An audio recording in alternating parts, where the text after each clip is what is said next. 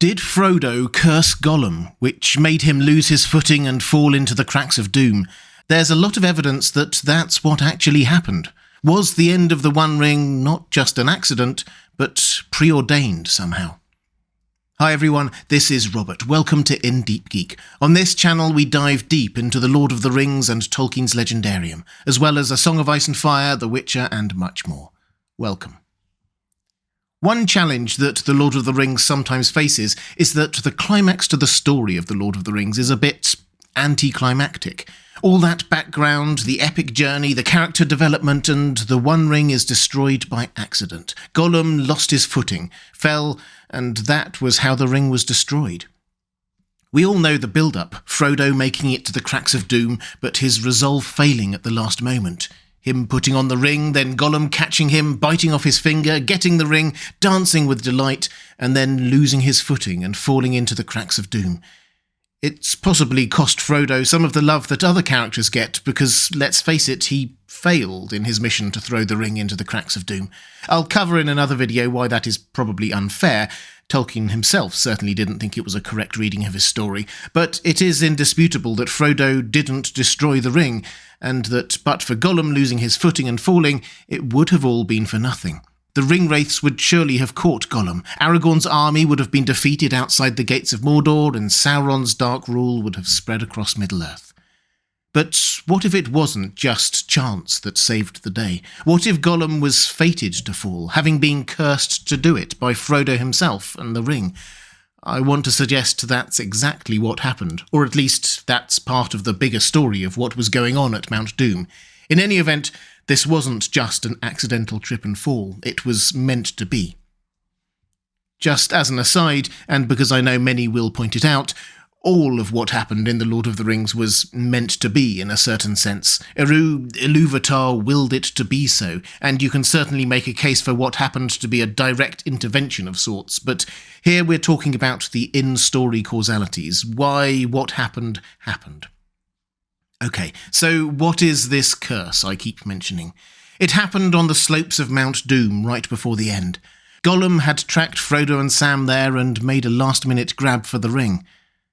"Down! Down!" Frodo gasped, clutching his hand to his breast so that beneath the cover of his leather shirt he clasped the ring. "Down, you creeping thing, and out of my path! Your time is at an end. You cannot betray me or slay me now."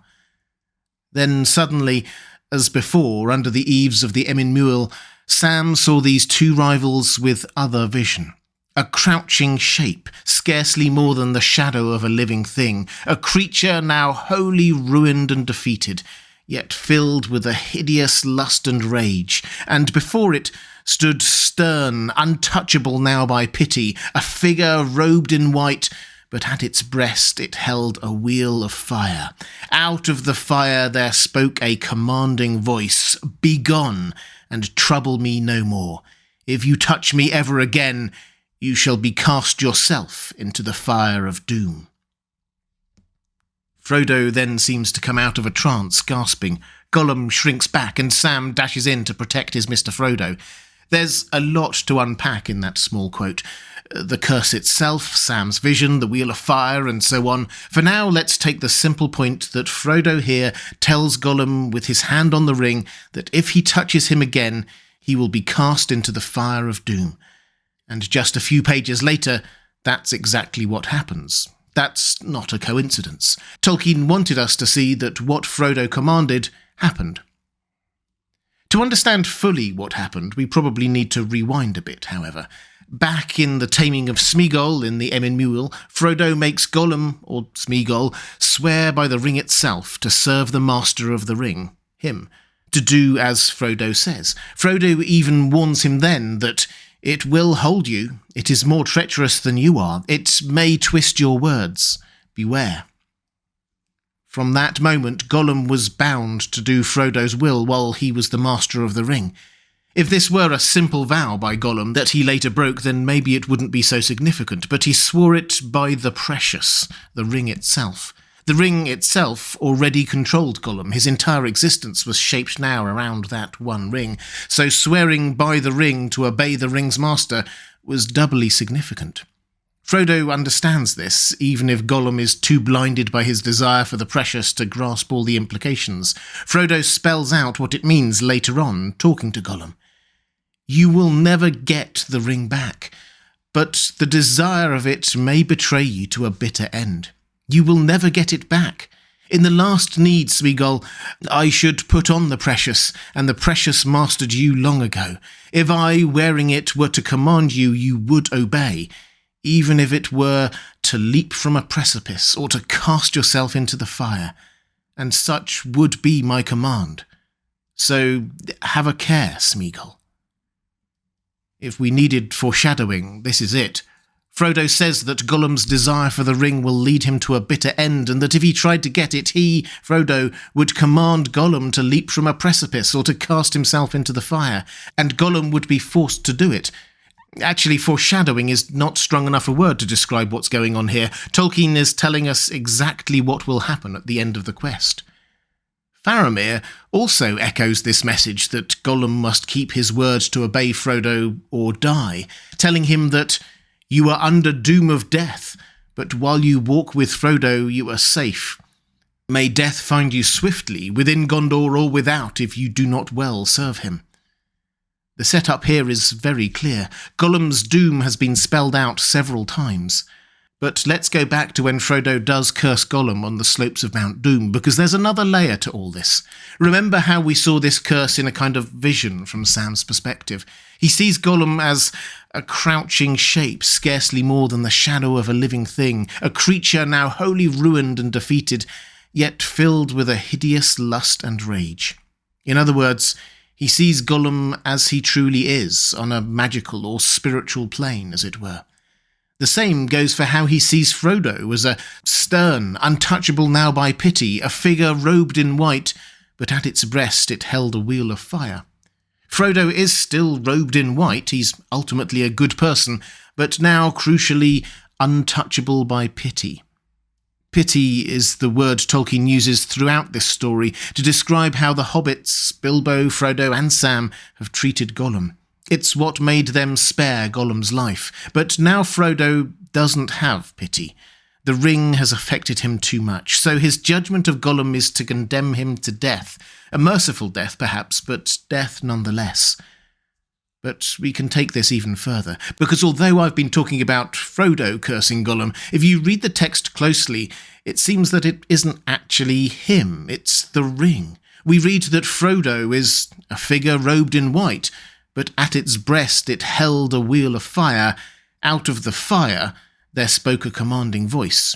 The voice and the curse came not from Frodo, but out of the wheel of fire. This is indisputably the ring itself. A couple of paragraphs earlier, we read that Frodo is grasping it through his shirt at his breast, where the wheel of fire is, and the phrase wheel of fire is itself only used 2 other times in the entire book. Both times it is Frodo describing to Sam what the ring looks like to him, and how it is starting to dominate his thoughts. It is the ring itself that cursed Gollum, that if Gollum ever touched it again, he would cast himself into the fires of Mount Doom. By the way, I use the word curse here, although I don't think that it is necessarily the right word.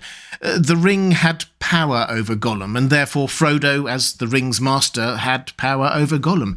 The instruction to cast himself into the fires of Mount Doom was a command, one that Gollum was bound to obey, consciously or unconsciously.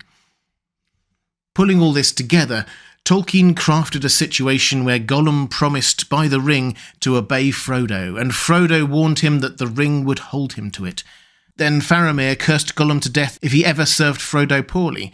Then Frodo warned Gollum that if he tried to take back the ring, he would command him to leap from a precipice or cast himself into the fire, and that Gollum would be bound to do it, such as his subjugation to the ring's power. Then when Gollum betrays Frodo and tries to take back the ring, Frodo, with all the ring's power, and perhaps even coming from the ring itself, effectively places a word of command onto him, that if he touches him or it again, he shall be cast into the fire of doom.